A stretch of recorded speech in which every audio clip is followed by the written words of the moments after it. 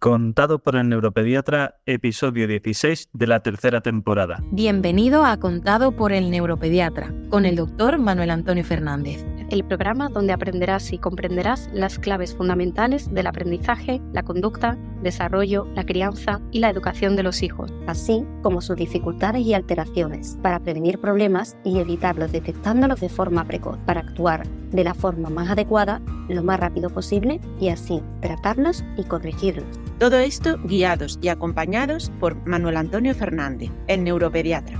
Y un magnífico equipo de profesionales especializados en neurociencias. Testimonios en primera persona, colaboración de expertos de diferentes ámbitos, algún que otro personaje famoso y todo lo necesario para conseguir tus objetivos parentales. Este programa es para padres responsables e implicados al 100% o al 200% en el proceso de crianza y educación de sus hijos, neurotípicos o neurodiversos, con capacidades habituales o capacidades especiales que quieran algo más para ellos. Para padres luchadores e inconformistas que están dispuestos a darlo todo por su familia, a emprender, a aprender, a esforzarse y a ofrecer lo mejor de sí mismo por sus hijos. Este programa está imaginado, pensado, creado y desarrollado especialmente para ti. Hola, soy Cris y te doy la bienvenida a un nuevo episodio de Contado por el neuropediatra. Hoy te compartimos el audio completo de un taller muy especial que organizamos en INAM llamado Autismo en la vida real, estrategias y respuestas para el día a día. Un evento pensado para ofrecer una mirada práctica, cercana y útil sobre el trastorno del espectro del autismo, con ponencias breves y muy directas a cargo de profesionales del equipo INAM. Hablamos de nutrición, comunicación, intervención y también del agotamiento invisible que muchas mujeres con TEA viven cada día. Todo con el objetivo de ayudarte a comprender mejor y acompañar desde el conocimiento. Gracias a Tequial y a Curasana por hacer posible este encuentro. Y ahora sí, te dejamos con el contenido completo del taller. Esperamos que lo disfrutes. Hola, muy buenas tardes a todos. ¿Qué tal? Soy Cris Cárdenas, responsable de comunicación del equipo y estoy muy contenta de estar por aquí con vosotros moderando este taller que hemos organizado sobre autismo. Voy haciendo un poquito la presentación de este taller. Como sabéis, es un taller en la que participan parte del equipo del Instituto Andaluz de Neurología Pediátrica, más conocido como INAM, y lo hemos hecho como siempre con mucho cariño. Así que nada, comentaros que como ya habréis visto, el encuentro se titula Autismo en la vida real, estrategias y respuestas para el día a día y tenemos un propósito bastante claro, ofrecer una visión práctica, comprensible y actualizada de todo lo que rodea al trastorno del espectro autista o también conocido como TEA. Voy a dar paso a mi compañera Candela Escudero, que es psicóloga del centro y bueno, ella nos va a ayudar a entender qué es exactamente el TEA, qué áreas puede afectar y cómo podemos intervenir de forma eficaz este trastorno. Así que voy a darle paso. Hola, Candela. Hola, ¿se me escucha bien? Sí, se te oye bien.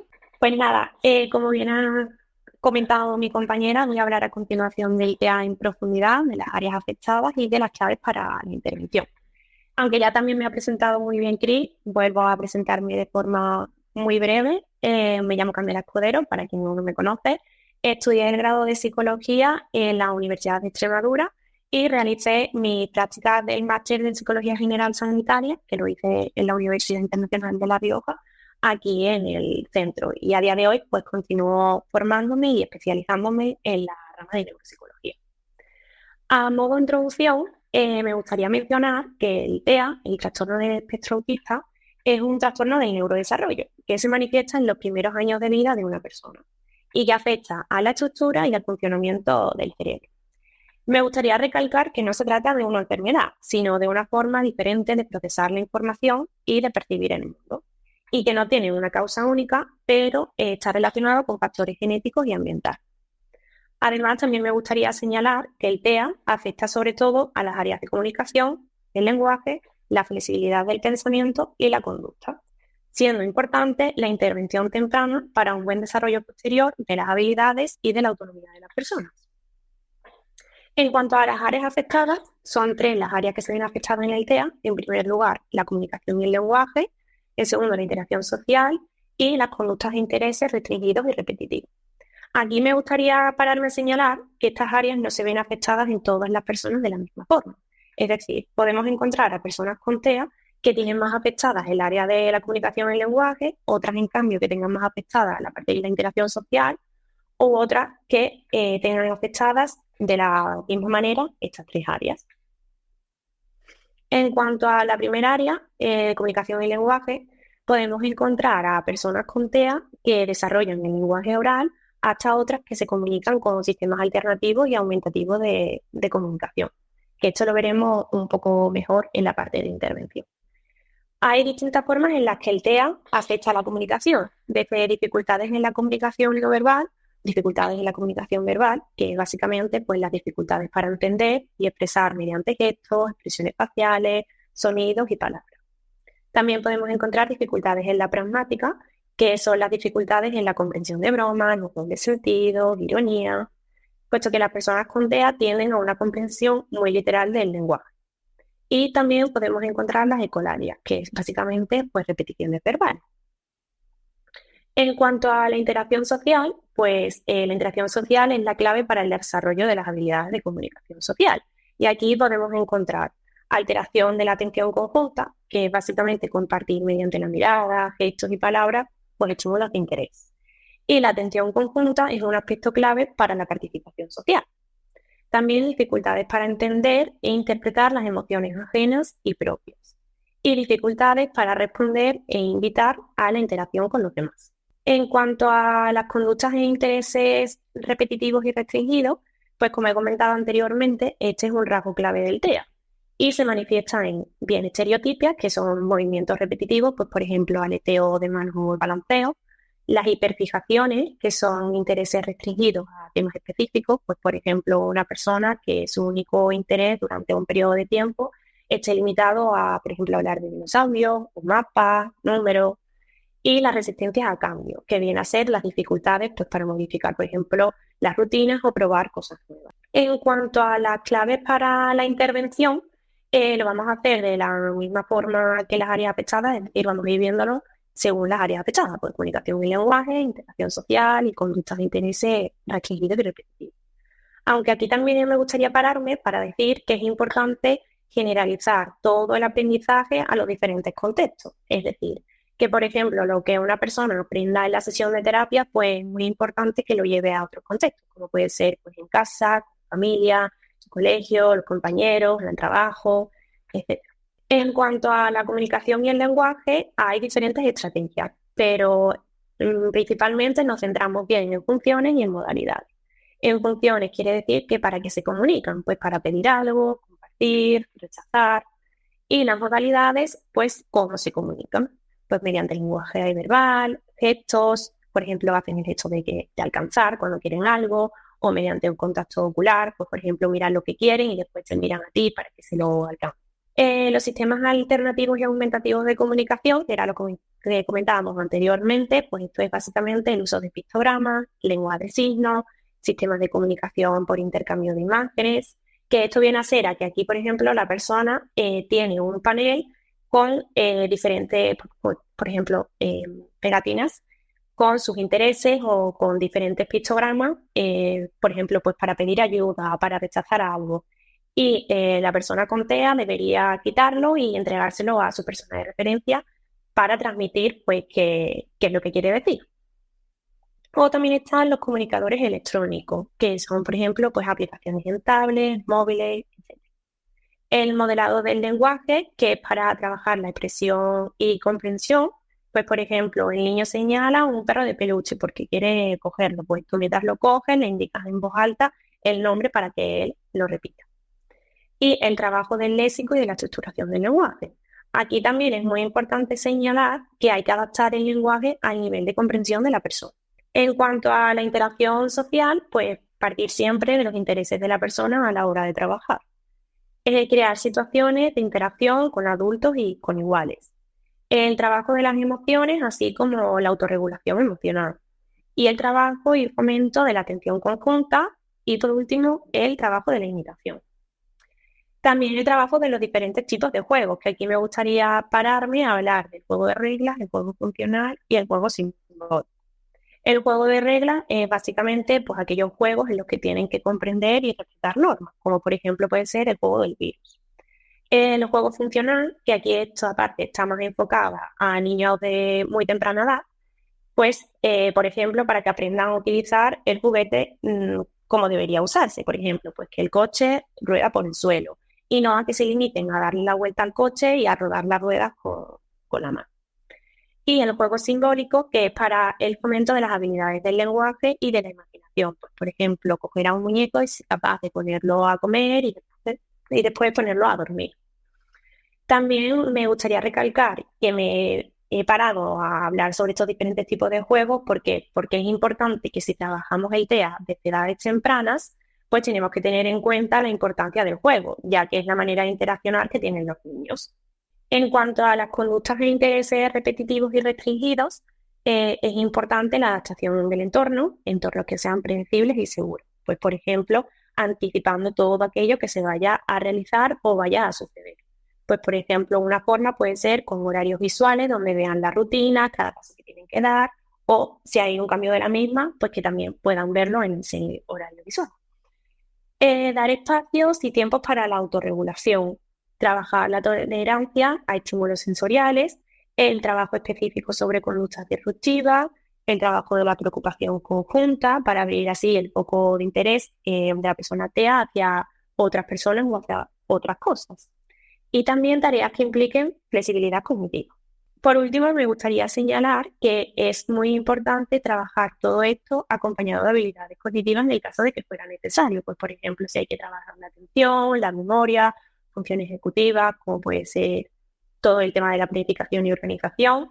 Y también, aunque ya lo he comentado anteriormente, que es muy importante la intervención temprana, la personalización y el apoyo sensorial con clases. Pues nada, muchas gracias por su atención y espero que os haya gustado.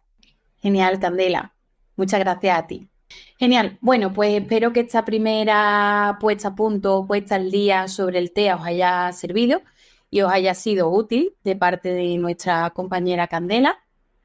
Y bueno, ya que tenemos este punto de partida, continuamos con, creo que quien más conocéis de los ponentes, que es el doctor Fernández, nuestro doctor Manuel Antonio Fernández, es neuropediatra y director de INAM, que os va a hablar de algo que genera muchísimas preguntas en las familias, y es el tema de la alimentación y el papel de los suplementos en el abordaje del TEA.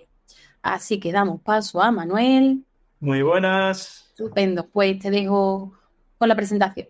Muchas gracias, Cris. Muchas gracias, Candela. Ya veis cómo hemos hecho una presentación inicial en la que hemos abordado la perspectiva clásica del autismo, sin entrar en disquisiciones filosóficas ni quebraderos de cabeza en relación a las nuevas tendencias y demás, que, bueno, eso lo dejamos para otro día. Chicos, quiero que me contestéis. ¿Sabéis y conocéis cuáles son los suplementos nutricionales funcionales que más utilidad y más beneficio aportan a los chicos con autismo o trastorno del espectro del autismo y en general a cualquier niño con trastorno del desarrollo? Decidme sí o no. De hecho, no sé si aquí podemos hacer una encuesta, pero estaría bien plantear una encuesta si se puede, Cris, para ver si nos lo dicen o no los participantes. Ya nos van diciendo que sí, pero estaría bien poder tener una encuesta. Vamos a ver cuáles son las opciones para mejorar aspectos fundamentales del día a día de los chicos y sus familias. Y lo primero que voy a hacer es recalcar que nosotros como familia y profesionales, por supuesto, intentamos adaptarnos lo máximo posible a la evolución del chico con un trastorno del desarrollo a lo largo de la vida, ¿vale? Intentamos hacerlo de la forma más ajustada posible, pero aún así es harto complicado. ¿Qué objetivo tienen los suplementos? Pues conseguir que los niños mejoren en las diferentes áreas en las que los padres se preocupan por sus procesos evolutivos. Y son estas que hay aquí, que ya sabéis que las llamamos PUPAs, preocupaciones universales de los padres sobre sus hijos, y que son 5. Aprendizaje, estudios, rendimiento académico en el adulto o en el laboral, la conducta y el comportamiento, las relaciones sociales, ya sean a nivel familiar, personal, social, etcétera, las emociones, la autoestima, el autoconcepto y la estabilidad emocional, que es algo fundamental y que en muchas ocasiones cuesta trabajo conseguir que esté bien desarrollado en los niños, y de forma global lo que denominamos maduración o desarrollo, ¿vale? ¿Estáis de acuerdo en que estas son las 5 áreas? Si os parece que sí, decidme que sí, si no, no. O si se os ocurre alguna otra importante, me la añadís, ¿vale? Ya digo que voy a ir a tiro hecho. Estos son los que llamamos las 6 capas o los 6 niveles del neurodesarrollo que tenemos que tener en cuenta. El inferior y más profundo, la PC de predisposición genética, estas flechitas a la derecha que se refieren a cómo evoluciona todo el proceso en la vida de las personas con TEA y autismo.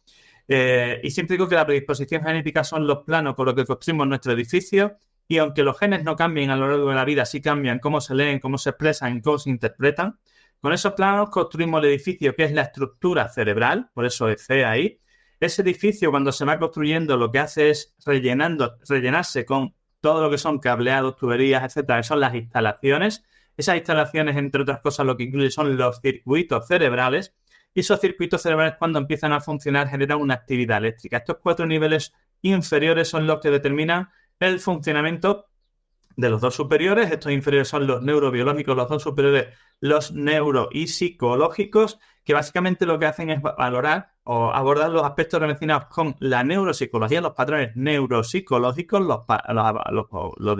las funciones relacionadas, las funciones ejecutivas, los patrones de autocontrol, y de esta manera los patrones de conducta y de comportamiento, ¿vale? Todo evoluciona a lo largo de la vida, y los genes, en función de cómo se expresan a lo largo de la vida, van generando todo esto y de ahí hasta arriba. ¿Por qué explico esto? Porque es fundamental que entendáis que mientras que ese nivel inferior de circuitos, de estructura, actividad eléctrica, etcétera, no esté, mientras que eso no esté bien equilibrado, bien funcional y funcione de la forma más equilibrada posible, va a ser muy complicado que todo lo que hagamos a nivel superior, todo lo que son terapias conductuales, terapias cognitivos conductuales, etcétera, sea suficientemente efectivo, ¿vale? En cada una de estas áreas tenemos diferentes herramientas para intervenir, ¿vale? A nivel de patrones de conducta, pues evidentemente tenemos la terapia conductual, ya sea educativa, como la pedagogía terapéutica, los maestros de audición y lenguaje, la terapia ocupacional, la terapia de habilidades sociales, la logopedia, el refuerzo educativo, todo eso.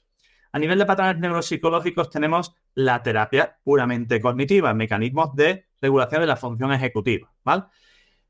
A nivel de actividad eléctrica cerebral tenemos el neurofeedback. A nivel de circuitos cerebrales, y aquí es donde vamos a ir a posteriori, y voy a daros la lista y el porqué de esos suplementos. Tenemos los suplementos nutricionales y el tratamiento farmacológico. Después, a nivel de la estructura cerebral, que también podemos hacer cosas, están la TDCS y la TMS, que son la estimulación cerebral con corriente directa continua y la estimulación magnética transcraneal. Y hoy en día, a nivel genético, no tenemos terapia específica, y no sabemos si en un futuro habrá, pero con el perfil del TEA, que es multifactorial, y dentro de los aspectos genéticos son poligénicos y muy variados, es difícil que encontremos algo específico.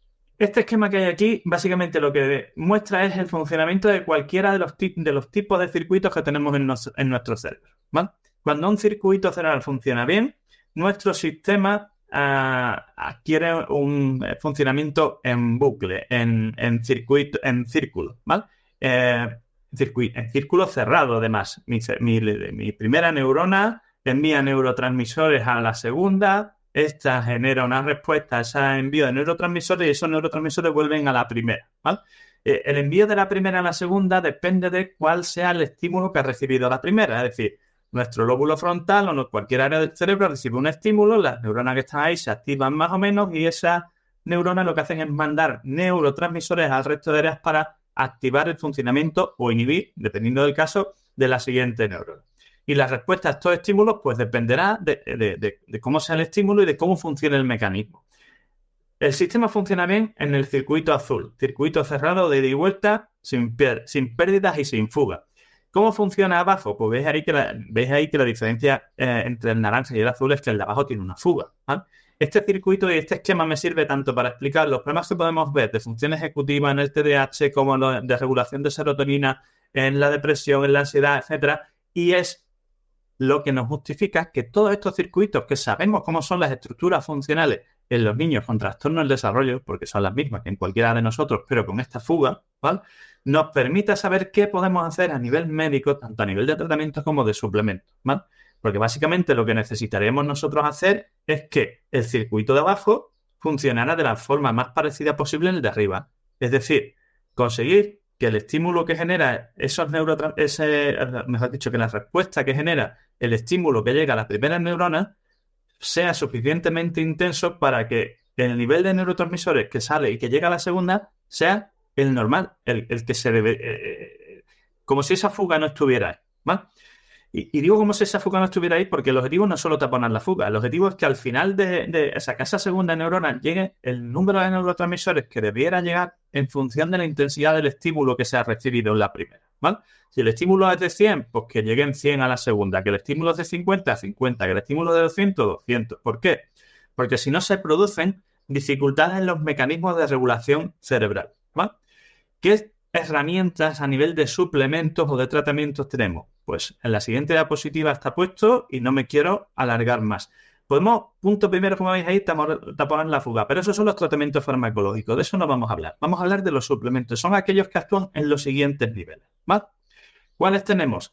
Para mejorar el sistema de comunicación, que es una de las cosas que podemos hacer para mejorar el funcionamiento de este circuito y conseguir que al final lleguen a la segunda neurona suficientes mensajeros y neurotransmisores de la primera, es lubricar ese mecanismo. Y para ello lo que disponemos es de suplementos de omega 3, especialmente de los de tipo DHA, ¿vale? Hay muchos artículos, muchos estudios, muchas publicaciones sobre la utilidad de los omega 3 para el desarrollo cognitivo, para el desarrollo neurológico cerebral, especialmente los que llevan DHA. Hay muchos estudios que también hablan de una combinación 30, 70 o 40, 60 entre DHA y EPA o viceversa. Pero bueno, básicamente a nivel conceptual, DHA, desarrollo cognitivo, EPA, prevención cardiovascular, ¿vale? Es fundamental. Y además es fundamental que esos omega 3 tengan una calidad adecuada, que estén en el nivel adecuado. Es decir, tengan una dosis adecuada, no contengan otras sustancias que puedan inhibir su eficacia y que no tengan ningún tipo de contaminante tipo metales pesados, etcétera. De hecho, hay omega 3 de microalgas, hay omega 3 de pescado, hay omega 3 específicamente desarrollado a través de aceite de oliva, que estuvimos buscando hace un tiempo para una familia en la que el niño tenía una alergia enorme al pescado y por lo tanto no podía tomar nada marino. Hoy precisamente he visto en la consulta, esta tarde, una revisión de un niño que vi con 2 años y 10 meses y lo he visto hoy a los 3 años y 7 meses, que tenía un diagnóstico aparente de TEA, sintomatología sugestiva de TEA, pero que a la hora de valorarlo no me parecía que fuera un TEA como tal. Le pusimos suplementos, le pusimos omega 3 entre ellos. Ya os voy a contar qué más pusimos porque la mejoría ha sido muy importante. Tiene un buen contacto visual, tiene un buen desarrollo del lenguaje, aunque todavía no es óptimo, tiene un buen nivel de aprendizaje y la socialización es increíblemente mejor, ¿vale? Después, mejoramos el proceso de comunicación. ¿Qué más podemos hacer? Estimular el punto final de esa segunda neurona, el receptor de la neurona que tiene que recibir ese estímulo a través de los neurotransmisores, pero que no lo va a hacer porque no tiene suficientes neurotransmisores que recibir.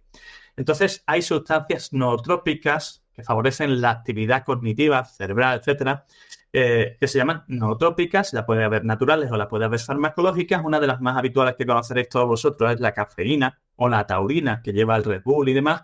Pero no estoy diciendo aquí que demos cafeína o que bebamos café, etcétera. De hecho, sí es verdad que en países en desarrollo, tratamientos para problemas de hiperactividad, etcétera, que hay en niños con TEA, con TDAH, pues son pastillas, son cápsulas, mejor dicho, de cafeína. Pero hoy en día tenemos en nuestro país un suplemento de primer nivel, y aquí es donde vamos a hablar específicamente de Neuroactivit, que lleva una combinación de aminoácidos a base de taurina, carnitina, fosfatidilserina, fosfoglicinato de magnesio y de MAE, que es específicamente de uno de nuestros patrocinadores, Tequial. Y no digo esto por hacer publicidad de este suplemento, sino porque igual tienen los otros, en los que podemos usar muchos porque hay de diferentes proveedores y todo funciona bien. Este es exclusivo de Tequial y hemos visto que los procesos de mejora atencional y de otros procesos cognitivos de función ejecutiva son muy importantes. ¿Qué más podemos hacer? podemos usar omega 3, podemos usar nootrópicos, en este caso naturales como el Neuroactivit, ¿vale? Pues podemos también usar ese punto 4 que va ahí, que no está en el mecanismo en sí, sino en el post-mecanismo, en el post-circuito, que son las siglas de triptófano, magnesio y teanina, ¿vale? ¿Por qué? Porque vivir día a día de forma constante con un circuito que realmente lo que está haciendo es que la respuesta a los estímulos que estos niños reciben no se gestione de forma adecuada, para estos niños genera un elevado nivel de estrés, de ansiedad, de irritabilidad, de cambio de humor, de frustración, baja autoestima, mal autoconcepto. Lo de antes, el omega 3 y el Neuroactivity podría ser algo mucho más relacionado con los procesos de aprendizaje, pero aquí vamos a hablar de los aspectos relacionados sobre todo con los niveles de ansiedad, estrés, emociones y conducta, ¿vale? El triptófano. Pues el triptófano hasta no hace mucho, hasta hace unos años no estaba disponible en nuestro medio, en nuestro país, de forma exclusiva, sino asociado a otras sustancias. Hoy en día contamos con un proveedor que aquí es otro de nuestros patrocinadores, Curasana, que tiene un suplemento a base de triptófano puro, 300 miligramos de triptófano por sobre, se llama Curánimo. Curar el ánimo, entre comillas, no está puesto por eso, pero cura es por el laboratorio y ánimo sí es verdad que es para mejorar el ánimo, pero lo de combinarlo en Curánimo pues fue una cuestión ahí un poco graciosa de a la hora de darle el nombre, ¿no? ¿Y qué hace esto? El triptófano es un aminoácido que cuando lo metabolizamos se transforma en serotonina, ¿vale? En el TDAH o la hiperactividad y demás hablamos de la dopamina, de la noradrenalina, que también afectan en estos que estamos explicando en el autismo. Pero la serotonina afecta a los niveles de estrés, ansiedad, el estado de ánimo. La serotonina es la sustancia, o mejor dicho, el neurotransmisor de la felicidad, ¿vale? Mientras que la dopamina es la de la satisfacción, que no es lo mismo, satisfacción o recompensa, que felicidad, ¿vale? La serotonina es la que nos hace sentirnos más felices o más tristes. De manera que esta alteración, porque este mecanismo además que vemos aquí que se altera, es así exactamente tanto para la dopamina como para la noradrenalina, pero también para la serotonina, hacer un aporte extra de triptófano, ¿qué es lo que hace? Pues básicamente conseguir que haya más niveles de serotonina para que este mecanismo, que tiene unos niveles adecuados pero que no son funcionales, consiga mejorar y por lo tanto que los niños mejoren sus niveles de estrés, ansiedad, inquietud, nerviosismo, irritabilidad, frustración, etcétera, que sabéis que es uno de los problemas más habituales que tienen estos niños y que históricamente en el autismo se han tratado con risperidona, aripiprazol y similares, ¿vale? De hecho, los antidepresivos taponan esta fuga, los antidepresivos que son ISRS y inhibidores selectivos de la captación de serotonina, hacen lo mismo que los tratamientos para el TDAH, taponar esa fuga, pero no de dopamina y noradrenalina, sino de serotonina, ¿vale? El magnesio, que ya lo he nombrado antes, el Neuroactivity, el fosfodietilcineto de magnesio, pues ayuda a regular los procesos cognitivos y también a los niveles de ansiedad y de estrés. Y la teanina es otro aminoácido que ayuda a regular los niveles de estrés y de ansiedad. De manera que en función del perfil hacemos una combinación específica de cada uno de estos suplementos para que los niños puedan beneficiarse de uno u de otro en función del perfil que necesitan. Y esto no es un sí o un no, es un continuo que traigo esta diapositiva aquí precisamente y no voy a robar más tiempo, me queda muy poco y no me voy a quedar más, que después dicen que me llevo mucho tiempo de los compañeros y que tengo aquí mucho afán de protagonismo. El efecto de todo esto no es solo a corto plazo haciendo que los niños estén más tranquilos, más relajados, etcétera, sino que tiene un efecto positivo sobre su proceso madurativo. Y tiene un efecto que hace que se vaya regulando, que se vaya equilibrando el proceso de esos circuitos que tienen fuga y que en su cerebro vaya potenciando la aplicación de los circuitos que funcionan de forma equilibrada y eficiente. De manera que lo que queremos ir haciendo es que estos suplementos ayuden a estos niños a ir saliendo del camino previsto que tienen a nivel de maduración y que en vez de quedarse en el X1, X2, X3 que está ahí, se nos vayan subiendo y acaben entrando por el proceso madurativo y desarrollo normal que corresponde en ese momento. Y sin más doclavado 2030, muchas gracias por estar aquí, por escucharnos. Creo que estamos haciendo, porque lo estamos viendo en el día a día, cosas importantes para potenciar el día a día, el desarrollo y mejorar la calidad de vida de estos chicos y su familia, por supuesto, a nivel de pronóstico. Y muchas gracias a Tequila y a Curasana por ayudarnos en esto, porque de verdad está dando unos resultados importantísimos en el día a día de la familia. Un abrazo y un saludo a todos. Muchas gracias, Manuel. Vamos muy bien de tiempo y espero que esta charla del doctor Fernández os haya servido para situaros un poquito mejor en el mundo de la suplementación, que es una duda que nos llega prácticamente a diario y que bueno, he ido dejando por el chat tanto información de Neuroactivity de Tequial como de Curánimo o de Curasan. De todas maneras, si tenéis cualquier duda, podéis escribirnos a nuestro email info@elneuropediatra.es o bien a través de las redes sociales, ¿vale? Y sin más dilación vamos a dar paso a nuestra compañera Noelia Gilibert, neuropsicóloga de nuestro centro, que en este caso va a dar una charla muy necesaria, digamos que tan necesaria como poco visibilizada, que es el burnout en mujeres con TEA, un tema que toca de lleno a muchas personas adultas y que merece darle este espacio. Así que voy a pasar a Noelia. Hola, Noelia. Hola, buenas. Te dejo por Hola, aquí. ¿qué tal? Bueno, como ha dicho mi compañera Cristi, soy Noelia Gilibert, formo parte del equipo de INAP y dentro de la temática que abordamos hoy junto a mis compañeros en el área de autismo, yo he vuelto a seleccionar un tema relacionado con el impacto del TEA en mujeres, fundamentalmente por las particularidades y las características diferenciales que tiene el TEA en mujeres más allá de la propia sintomatología. Y bueno, porque también en general me gusta bastante aprovechar estos espacios para que podamos hablar de los trastornos del neurodesarrollo sobre su realidad práctica y no únicamente la parte teórica. Bueno, en este caso nos vamos a centrar en el análisis de la sobrecarga cognitiva y emocional que en muchas ocasiones acompaña al autismo y especialmente en mujeres, dado pues la incidencia mayor de procesos de compensación de síntomas, de camuflaje y también por la propia presión social. Y también que en muchos casos este tipo de procesos de agotamiento tan intensos suelen ser imperceptibles tanto para el propio paciente, para la familia, por terceros y también en muchas ocasiones malinterpretados como síntomas ansioso-depresivos. Bueno, es probable que hayáis escuchado este término ya en otras ocasiones, el burnout, pues probablemente asociado al mundo laboral, también muy asociado a procesos que padecen muchos profesionales en el ámbito sanitario, pero en este caso nos vamos a centrar en el impacto en el TEA, especialmente en mujeres. La propia definición nos dice que es un estado de agotamiento físico, emocional y mental, pero en el caso del TEA no es un simple periodo ilimitado de cansancio, sino una condición que va más allá, que es de agotamiento intenso, resultado pues de la propia acumulación del estrés crónico y de la sobrecarga sensorial y emocional, ¿vale? En este caso, estas tres áreas, ¿no?, de agotamiento intenso, de acumulación crónica de estrés, tiene que ver con tres características fundamentales. A ver si pasamos en la diapositiva. Perfecto. Estas tres áreas fundamentales que hemos descrito se materializan en tres áreas sintomatológicas fundamentales.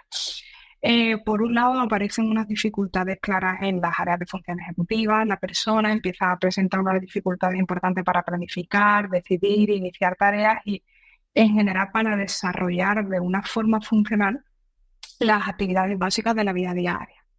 Por otro lado, estos síntomas de agotamiento generan un incremento muy importante de la hipersensibilidad sensorial y también de la reactividad emocional, que se suele materializar a un nivel muy alto de irritabilidad o en estímulos que pueden ser totalmente habituales en la vida diaria.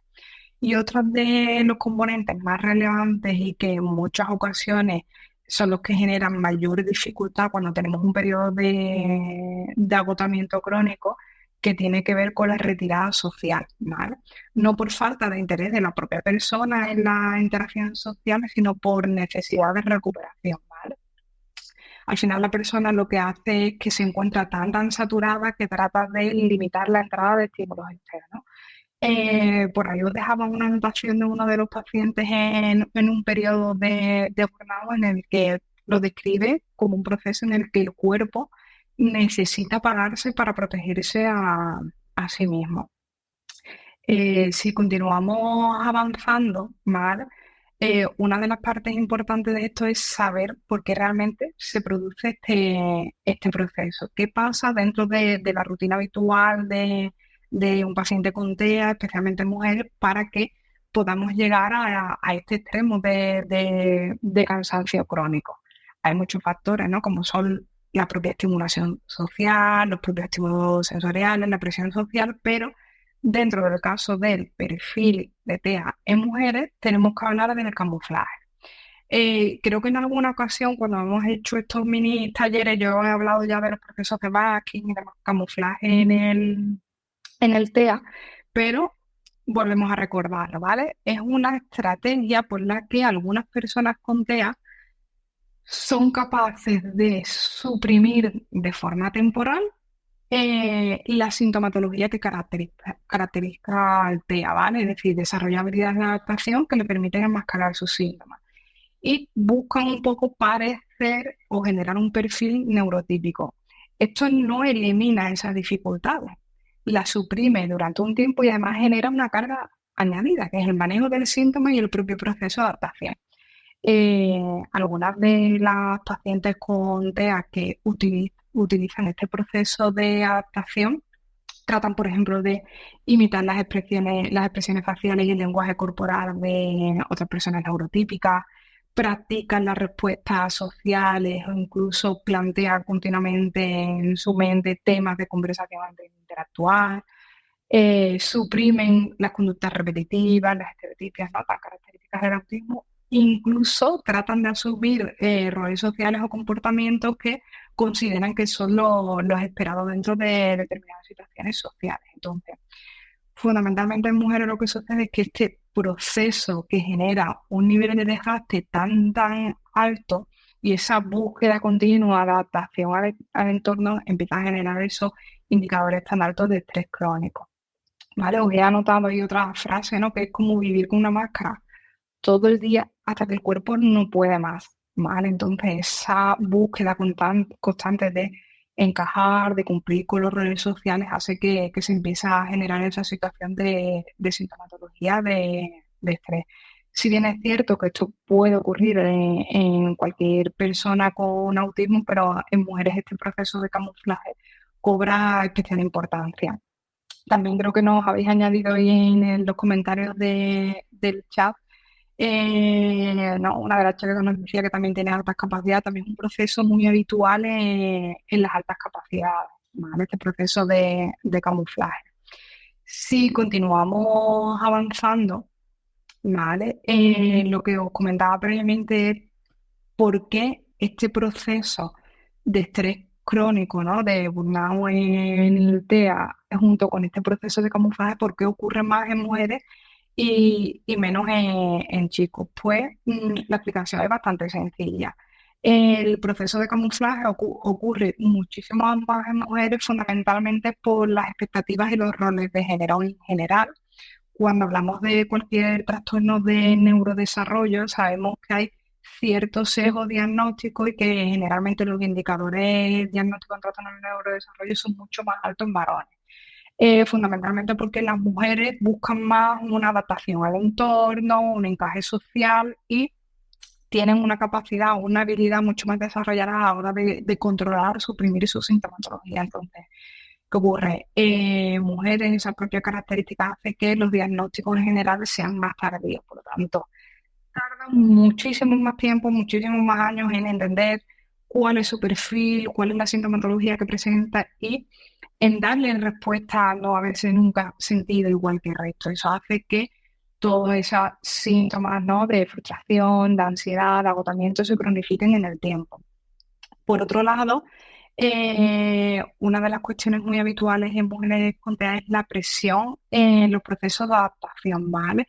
Tanto en contextos sociales como en académicos se busca como objetivo fundamental que encaje dentro de ese patrón normativo. Y por otro lado, las propias demandas sociales, ¿no? En general, la sociedad espera que las mujeres sean mucho más sociables, mucho más expresivas, lo que aumenta esa propia estrés y ansiedad en relación al TEA.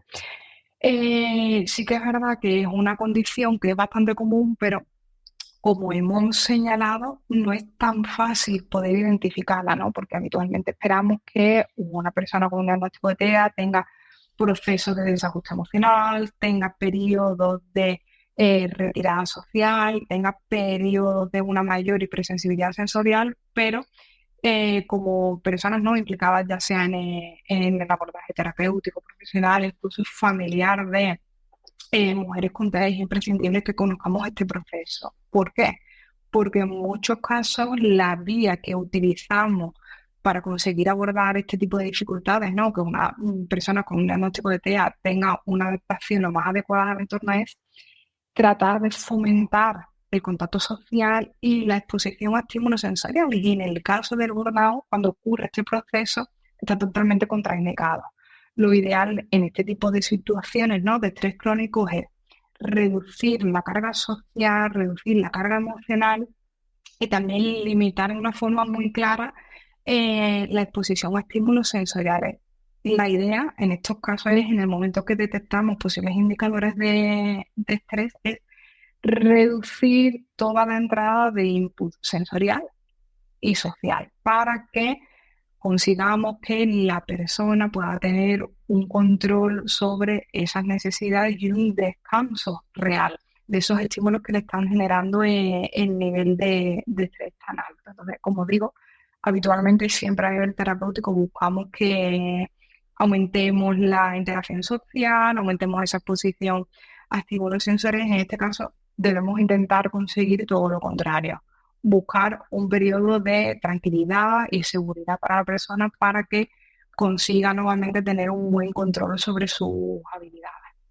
Sé que es un tema que no es muy habitual, me parecía como muy adecuado poder ir dentro del TEA un poco más allá, ¿no?, de los síntomas que todos conocemos, que se suelen presentar a nivel teórico, ya que en mujeres los síntomas suelen ser muy, muy sutiles y además desarrollan muchas habilidades de compensación. Por eso a veces es tan complicado tanto generar un diagnóstico que vaya más allá de un ecoperfil ansioso-depresivo y además abordar también esas dificultades, ¿vale?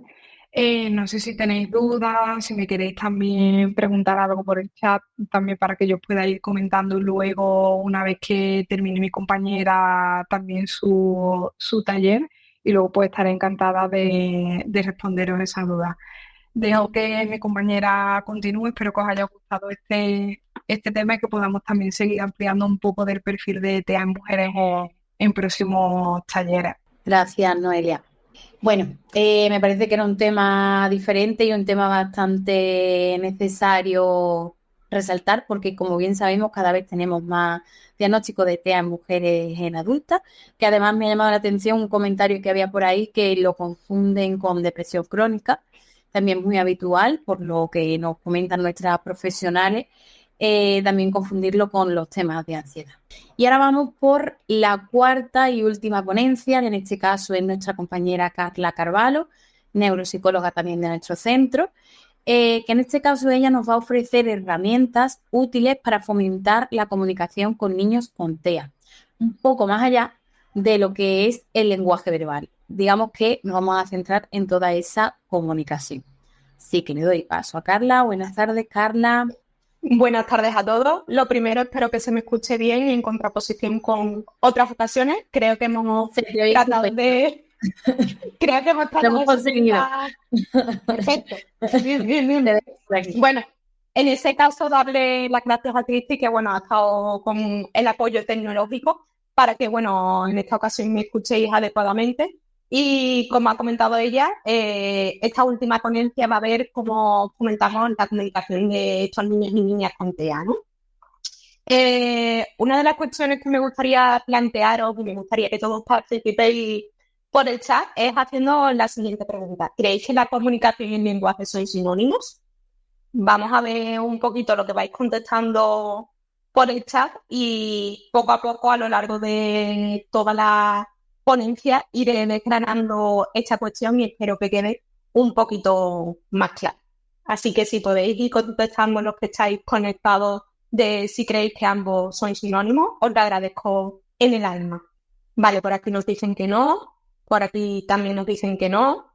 Bueno, creo que es una cuestión que queda bastante clara y me alegra muchísimo porque es cierto que tanto profesionales como no profesionales en muchas ocasiones confunden la comunicación y el lenguaje, estableciéndolos como sinónimos cuando vais a ver, como he comentado, que realmente no lo son, ¿vale?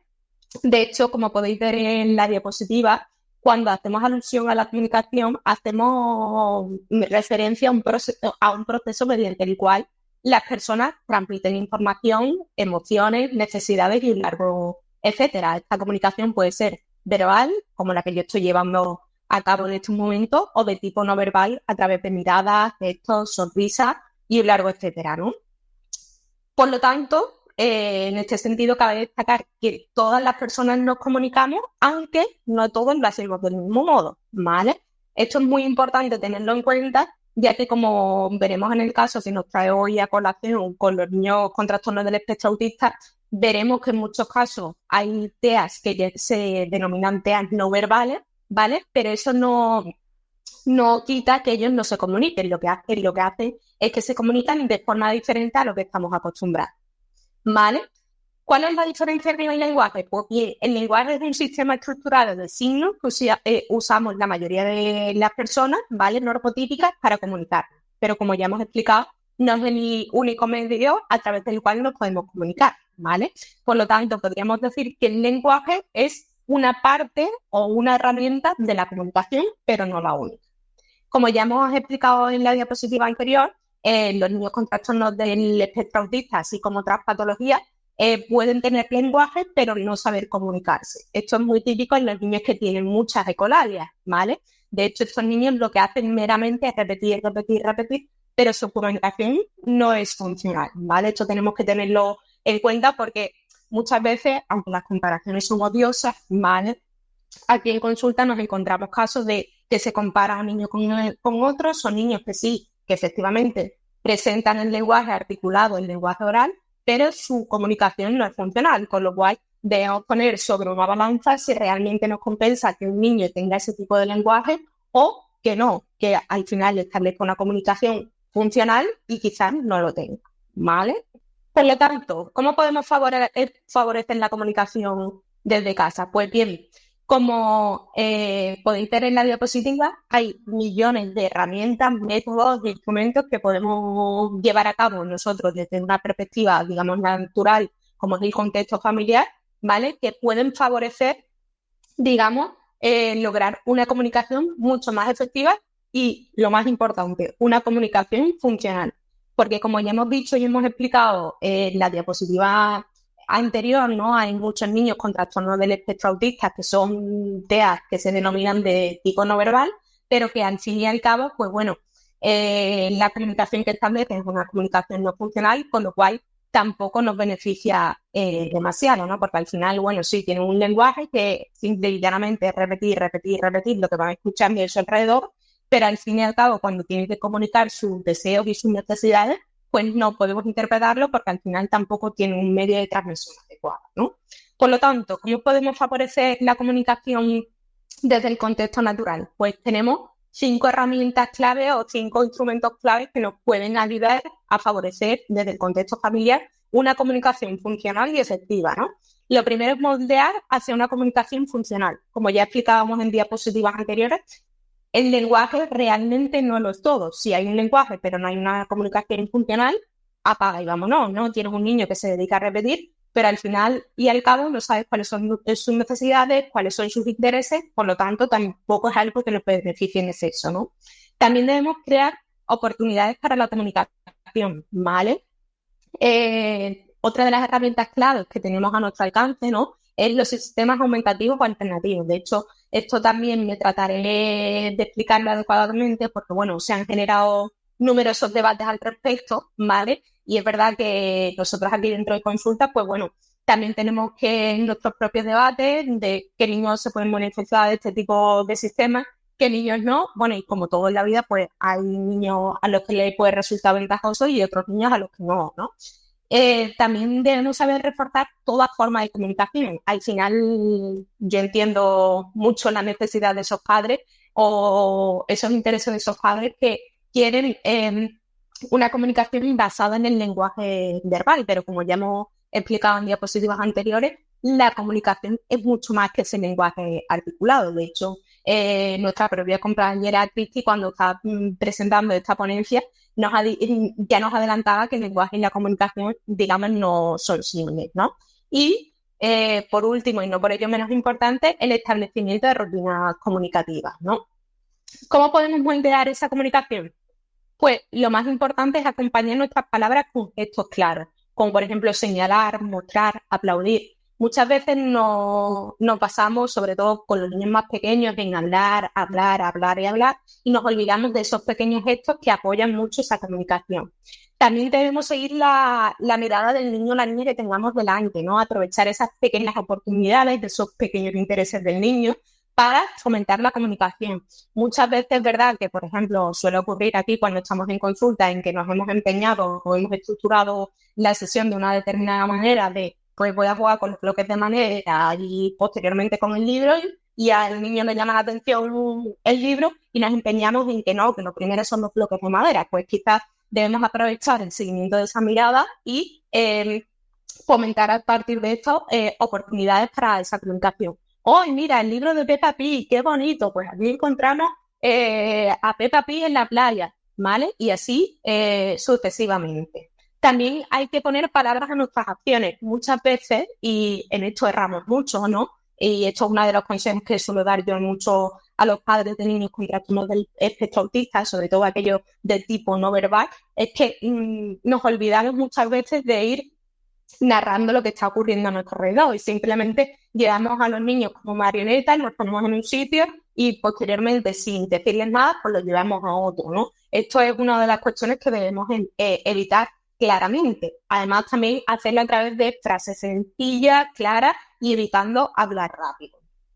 Y no por ello menos importante, nosotros somos el mayor modelo de esos niños, no podemos olvidarlo, de lo cual tenemos que tener cuidado a la hora de cómo nos exponemos ante ellos y evitar las exigencias. Yo entiendo que muchas veces hay casos muy extremos en que los niños, como ya he explicado previamente, se quiere que hable y exigimos por encima de sus posibilidades y al final lo que conseguimos es la conducta totalmente contraria. Niños retraídos, niños que al final ni siquiera quiere trabajar, con lo cual, cuidado con esto.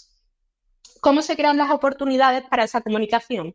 Pues con cosas súper sencillas. Muchas veces cuando estamos aquí comentando cómo pueden los padres fomentar esa comunicación desde casa, muchos de ellos me insisten que no tienen los mismos materiales que tenemos aquí en consulta y la verdad que aquí os hago un llamamiento. No son necesarios. De hecho, con cosas cotidianas que encontramos en cualquier lugar de nuestra casa, podemos fomentar estas oportunidades, dejando cosas fuera de su alcance, como en estanterías altas, metiéndole cosas de su interés dentro de frascos transparentes y que el niño tenga que fomentar esa oportunidad de comunicación para pedirte que lo abra, ofreciéndoles elecciones de qué quieres para, por ejemplo, merendar, un plátano o una manzana, introduciendo pequeñas pausas en las rutinas conocidas, por ejemplo, cuando estamos comiendo o cuando nos estamos bañando. Al final son rutinas que el niño hace en su día a día y generando estas pequeñas pausas lo que intentamos es que el niño anticipe y realice el final de esa pauta, ¿no?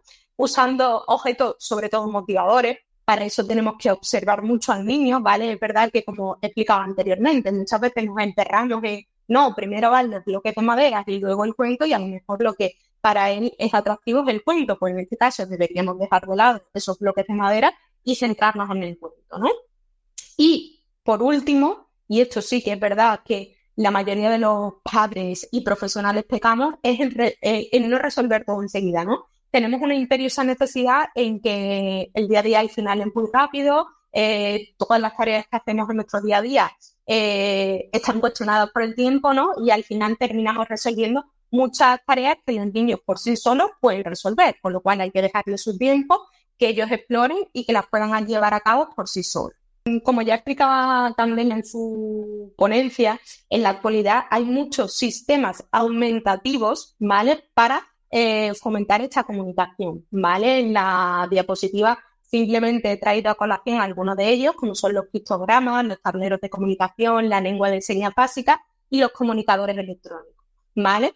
Es verdad que hay algunos profesionales y también padres reacios a la introducción de estos sistemas aumentativos, pero como explicaba yo hace unos días aquí en consulta a una familia, el que se introduzca un sistema aumentativo para este niño o esta niña con el fin de fomentar su comunicación no significa que vayamos a dejar de lado digamos, el favorecimiento del lenguaje oral. Simplemente necesitamos un sistema a través del cual el niño o la niña en cuestión pueda ir estableciendo sus necesidades y, consecuentemente, reducir otro tipo de conducta, ¿vale? Porque en muchas ocasiones estos niños y niñas, sobre todo hablo de TEAs de tipo no verbal o TEAs con un lenguaje muy limitado, a medida que avanzan en su desarrollo evolutivo, van teniendo más necesidades que no pueden, digamos, exponer al exterior y necesitan algún sistema, como son los sistemas aumentativos, ¿vale? A través del cual, digamos, hacer ver al resto del mundo que tiene determinadas necesidades en un momento y una forma, ¿vale? Y fundamental, reforzar la comunicación, ¿vale? Hay muchos padres que en muchas ocasiones se olvidan de reforzar todo intento de comunicación, ¿no? Pues bueno, si a lo mejor el niño ha señalado o te ha mirado, pues son conductas que toman como algo normotípico y se olvidan de reforzarlo. Y pasa en la mayoría de las ocasiones que si al niño se le alcanza lo que quiere del estante sin ningún tipo de esfuerzo, sin ningún tipo de señalamiento, pues al final el niño deja de hacer este tipo de conducta, con lo cual es súper importante reforzar todo intento comunicativo. ¿Cómo hacerlo? Pues muchas veces, yo sé que por la vorágine del tiempo es complicado, pero en la medida de lo posible se debe intentar responder de inmediato. Que el niño te señala del estante que quiere el cuento, pues automáticamente se lo bajo. Y además responder con entusiasmo. ¿Quieres el cuento? ¿Vale? Porque esto va a favorecer que a lo largo del tiempo este tipo de conductas se vayan desarrollando y manteniendo.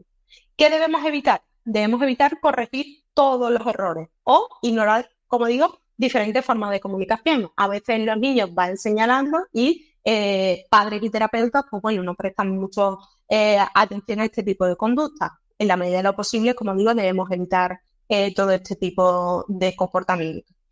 Y no por ello menos importante, debemos recordar que si solo esperamos la palabra perfecta, es decir, que el niño te pida agua y el intento de comunicación de gua o de agua, no lo ignoramos, pues se pierde toda esa oportunidad de conectar con el niño, ¿vale? Con lo cual, esto al final es una aproximación sucesiva en la que el niño irá poco a poco, si está preparado para ello, desarrollando su lenguaje a nivel oral, por lo tanto, no podemos perder toda vía de comunicación.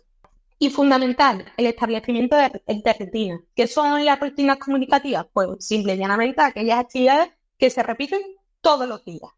¿Qué debemos hacer? Asociar esa rutina que se repite todos los días, el baño, la comida, la merienda, ¿vale? Son actividades que se realizan diariamente a una frase corta y clara con la acción. A comer, pues significa que la mesa está preparada y vamos a empezar a comer. La debemos decir siempre de la misma forma, en el mismo momento y con la misma expresión, ¿vale? Para que el niño vaya asociando a esa expresión la rutina comunicativa. Además, si la podemos acompañar con un gesto, señal o pictograma, sería lo ideal, ¿vale? ¿Qué debemos hacer con el tiempo conforme vamos avanzando en este establecimiento de rutina? Pues esperar, observar y con el tiempo, poco a poco, el niño anticipará que cuando se está preparando la mesa y se inicia a comer, lo que tengo que hacer automáticamente es levantarme y sentarme en la mesa. Como veis, y como ya hemos adelantado en diapositivas previas, pues son muchas las formas que tenemos de desarrollar esa comunicación, que la comunicación no es sinónimo de lenguaje, ¿vale? Sino que el lenguaje es una herramienta para comunicar determinados deseos e intereses, pero que debemos trabajar sobre esa comunicación para que sea lo más funcional y efectiva y conforme se avanza en ese desarrollo evolutivo, el niño adquiera una comunicación que le ayude a establecer sus intereses e informaciones en cada momento. Genial, Carla. Bueno, pues lo primero que quiero hacer es daros las gracias por haber intervenido tanto a los ponentes como a los participantes, que creo que habéis estado bastante activos en el chat. Y ahora sí, ha llegado el turno de dejar vuestras dudas o comentarios en el chat y seleccionaremos algunas rápidas para responder en directo por parte de nuestros ponentes, ¿vale? Que también tenéis que tener en cuenta que llevan todo el día en consulta. Bueno, una duda que había, si era de Edith, con respecto a la charla de Carla, que cuando hablabas del tema de la comunicación, que cómo lo hace con un chico de 20 años. Creo que puede ser interesante hablar de esa comunicación con un TEA en adulto, ¿no? Bueno, en este caso lo primero que tendríamos que saber es realmente el estado en el que se encuentra a nivel tanto comunicativo como lingüístico este chico de 20 años, pero también pensar, como le digo a todas las familias, aquí tenemos varios niños que, digamos, a nivel comunicativo se encuentran en la misma situación, aunque sus edades son distintas, al final el proceso de comunicación se va estableciendo igual independientemente de la edad. Primero se empiezan por esa, digamos, comunicación no verbal con el tema de señalamiento, contacto visual, atención conjunta y demás. Y luego lo que intentamos posteriormente es que el niño o la niña desarrolle ese lenguaje y si no es posible, pues ya sí que los profesionales que trabajamos con él nos ponemos, digamos, en conjunto, estableciendo si es necesario el establecimiento de un sistema de comunicación aumentativo y empezamos a trabajar porque, como muchos de vosotros sabéis, y si no lo digo yo, trabajar o introducir un sistema comunicativo, en este caso aumentativo, con un niño o un adolescente, no es te doy una tablet y te la cambias, sino que esto es un proceso bastante complicado entre los diferentes profesionales y al final se crean tableros de comunicación personalizados y el tablero que tiene el niño A no es el mismo que tiene el tablero el niño B y entonces esto es un proceso bastante arduo y que no se hace de la noche a la mañana. Hay otro tema que han preguntado en varias ocasiones, Manuel, y es el tema de los suplementos que están disponibles en Latinoamérica. Yo aquí me pierdo un poquito. No sé qué información le podemos dar a las personas que nos estén viendo desde allí. Mira, hasta la fecha, la mayoría de los pacientes que tenemos en Latinoamérica han conseguido, por ejemplo, a nivel de Neuroactivis, que Tequial se los envíe sin problema. No tengo idea de si esto es posible con Curasana, pero es posible, perfectamente válido, cualquier suplemento que lleve unos niveles de triptófano equivalentes a los que hemos referido. O sea, que más importante que la marca en sí, aunque evidentemente hay algunos suplementos de los que solo hay una marca y no hay otra combinación por temas de patentes, etcétera, es el suplemento y la cantidad que lleva. En el caso del triptófano, lo digo porque es un suplemento que bastante generalizado y que está disponible en muchos lugares con diferentes marcas y presentaciones. Estamos hablando de unas dosis de alrededor de 300 miligramos para niños y 600 para adultos. Pero bueno, esto ya es algo a concretar mucho en función del perfil de cada paciente. Vale. Hay otra pregunta que creo que es la chica que antes ha hecho referencia a Noelia, que vuelve a preguntar qué incidencia hay entre altas capacidades y TEA y cómo se compensa. También creo que puede ser interesante, ¿no, Noelia? ¿Comentario? Es verdad que no es extremadamente común el número absoluto, pero tampoco es raro. Es decir, en muchas ocasiones perfiles de pacientes con un diagnóstico de alta capacidad es muy, muy común que puedan presentar rasgos asociados a TEA y en muchas ocasiones sin cumplir criterios diagnósticos, pero sí muchas características similares. Ahora bien, ocurre una situación que es bastante curiosa y que tiene que ver con la doble excepcionalidad y también el solapamiento de los propios síntomas. Es verdad que parece que es una condición, ¿no? Esta doble excepcionalidad que cada vez se diagnostica más, pero no es porque ocurra más, es porque pues, vamos refinando un poco los propios procesos diagnósticos y vamos tratando un poco de identificar de una forma más precisa esos casos en los que la sintomatología es más leve, más sutil o está más compensada. ¿Cómo se solapan? Pues en muchos casos una persona con un rendimiento intelectual alto tiene muchas herramientas, ¿no? Y una buena capacidad, ¿no? de uso de sus propios recursos para compensar y enmascarar la propia sintomatología del TEA, y eso hace, ¿no? que sea difícil pensar una persona con tantos recursos pues tiene un perfil TEA, pero también lo contrario. Un paciente con un perfil TEA, ¿no? con tantas dificultades a veces en la gestión emocional, en la adaptación al entorno y esa parte, ¿no? de habilidades sociales, también hace, ¿no? que sea difícil pensar que con todos esos hándicaps y esas dificultades pueda tener un rendimiento intelectual. Entonces, a veces entramos ahí en un bucle que ambas condiciones se solapan entre sí. Es un poco así de forma breve lo que preguntaba en relación al solapamiento de las dos condiciones y la incidencia. Y vamos a poner por último esta que creo que es interesante porque sí que me consta que hay muchas personas que llaman por teléfono y demás y nos escriban al email con muchas dudas sobre el tema de la 2. En concreto, Eva María nos dice que si se puede diagnosticar autismo en una 2 y nunca el niño dio signos de nada, sigue sin saber que vieron en ese test porque TDAH sí, y con concepto todos notábamos la mejoría en clase y en él. ¿Quién se anima a contestar esto? Pues si me dejáis, después comentáis cualquiera de vosotras.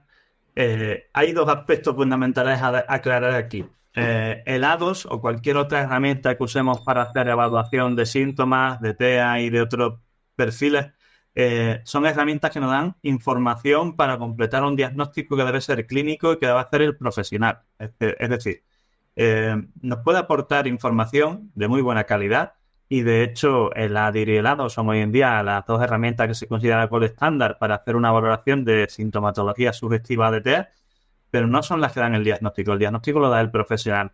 De hecho, somos varios los que estamos certificados en nuestro centro para esta valoración y siempre repito lo mismo. Cuando empiezas una formación en esto, lo primero que te dicen es que la prueba la puedes realizar X personas, X profesionales que estén certificados, pero que el diagnóstico lo tiene que dar un profesional con experiencia, con formación y experiencia clínica en neurodesarrollo. Es decir, dicho así a lo bruto, ¿no? El A2 puede decir lo que quiera, que va a depender mucho de que el personal o el profesional que lo haya hecho tenga una buena formación, tenga una buena experiencia y no tenga un prejuicio específico previo a la hora de realizar la prueba sobre los síntomas del niño. De hecho, en nuestro centro, en la inmensa mayoría de los casos, y creo que han sido todos, si no me equivoco, Noelia y Carla, nunca el profesional que ha valorado inicialmente un chico o apenas ha sido el mismo que ha hecho el A2, porque al final tener, o por lo menos es la perspectiva que yo tengo y creo que es importante. La información y la perspectiva que yo tengo de un niño a la hora de valorarlo en la consulta y después pasar un test como el A2, bueno, puede tener cierto sesgo y cierta connotación y nosotros intentamos que eso esté lo más objetivado posible para que no nos condicione. Y esto es algo que vemos en el día a día. Chicos que en un ADIR o en un A2 da en el límite o 1, 2 o X puntos por encima y parece que eso va a misa. No. Es decir, eso es una información que tú tienes que implementar y unir con la que has recogido en la consulta y en otras pruebas a la hora de determinar si el perfil es típico de TEA o no. De hecho, esto es un correo que recibimos hace no mucho, que creo que todavía tengo por contestar ahí, que nos decía que después de una valoración, la psiquiatra o el psiquiatra o quien sea que lo viera posteriormente, dijo que como habiendo tenido un perfil en el A2 de no sé qué puntuación, no habíamos hecho un diagnóstico de TEA. Y bueno, en fin, pues creo que esto es importante aclararlo por esta vía. Vale, ¿alguien quiere añadir algo al respecto? ¿Todo ok? No, en principio yo iba a comentar con relación a lo que decía Manuel, que al final es una prueba complementaria. Nosotros la pasamos bastante aquí en el centro y que al final lo que te da más información sobre el perfil del paciente es el análisis del propio perfil y de la historia clínica, y que es un instrumento más que muchas veces puede llegar a darte un falso positivo, pero también un falso negativo. Y que lo fundamental es el estudio del propio caso, no solo el resultado de la prueba. Bueno, pues si no hay nada más que añadir, vamos a ir dando por cerrado este taller online, que creo que por los comentarios que estoy viendo la gente está bastante contenta con el contenido y con la profesionalidad de todos los exponentes. Chicos, daros por satisfechos y nada, como no pasa nada. Nada, lo dicho, ha sido un placer estar aquí con vosotros. Doy gracias de nuevo a vosotros, chicos, a las personas que han participado y por supuesto a Tequialea Curasana por su apoyo y nada, a todos los que estáis al otro lado. Recordad que si estáis inscritos vais a recibir la grabación en los próximos días y si os gusta este contenido, porfa, apoyadnos en nuestras redes sociales, en Spotify, en nuestros talleres, etcétera, etcétera, para que podamos saber que queréis que sigamos divulgando y haciendo este tipo de encuentros. Así que nada, un placer y gracias a todos. Bueno, dime, ¿qué te ha parecido la entrevista y este episodio? Apasionante, ¿verdad? Pues si, como te decía en el episodio inaugural, te emociona y te hace vibrar la posibilidad de convertirte en referente en tu área dentro del sector del neurodesarrollo, ya sea como padre, como educador, como sanitario o como terapeuta, para liderar este movimiento y ayudar a tu hijo, a tu alumno o a tu paciente en su proceso de educación, crianza y desarrollo, estás más que invitado a este ilusionante camino. Únete a nuestra comunidad y difunde nuestro mensaje. Hazlo llegar tan lejos y a tanta gente como puedas. padres, amigos, compañeros, grupos de WhatsApp, redes sociales, te lo agradecerán, te lo garantizo. Y si quieres profundizar en alguno de los puntos que tratamos en este podcast o necesitas ayuda para la evaluación, el diagnóstico, la terapia o el tratamiento, ya sea presencial o online, de problemas de aprendizaje, conducta, maduración, desarrollo, relaciones sociales o autoestima, y también para situaciones específicas como el TDAH, la dislexia, las altas capacidades, el retraso madurativo, el autismo, las PES, la epilepsia, la migraña o los trastornos del sueño, ponte ahora mismo en contacto con nosotros en elneuropediatra.es, donde además también encontrarás cientos de artículos de gran claridad, de gran información y de gran relevancia sobre estos temas, y algo aún más importante, guías de orientación para familiares de apoyo en el camino de estos procesos. Y además me tienes en YouTube, en Facebook, en Twitter, o X, como se llama ahora, Instagram, LinkedIn y hasta TikTok. Y por si fuera poco, estamos también en nuestro canal de difusión que acabamos de abrir y que estamos desarrollando y que desarrollaremos a lo largo de esta temporada en WhatsApp. ¿Qué más se puede pedir? Pues no te preocupes, porque evidentemente no vas a tener problemas para encontrarnos. Un fuerte abrazo y hasta el próximo episodio.